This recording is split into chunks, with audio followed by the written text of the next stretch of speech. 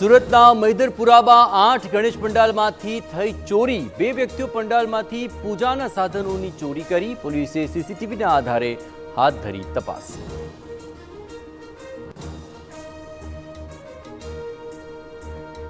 સિંગ તેલના ભાવમાં એક જ દિવસમાં 30 રૂપિયાનો વધારો। મગફળીનું વિક્રમ ઉત્પાદન છતાં સિંગ તેલના ભાવમાં વધારો। કપાસિયા અને પામ તેલના ભાવમાં પણ વધારો।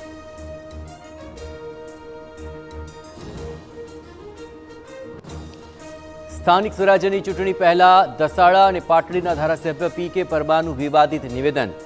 ઓબીસી સમાવિષ્ટ સમૃદ્ધ જ્ઞાતિઓ અનામતનો લાભ લઈ જતી હોવાનો દાવો।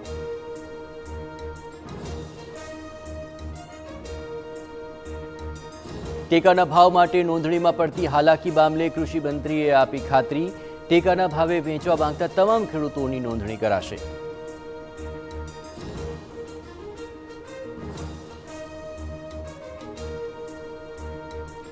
જમ્મુ કાશ્મીરમાં ધોધમાર વરસાદ બાદ ભારે હાલાકી। તાવી અને ચિનાબ નદીએ ધારણ કર્યું વિકરાળ રૂપ। અનેક મકાનો કાટમાળમાં ફેરવાયા।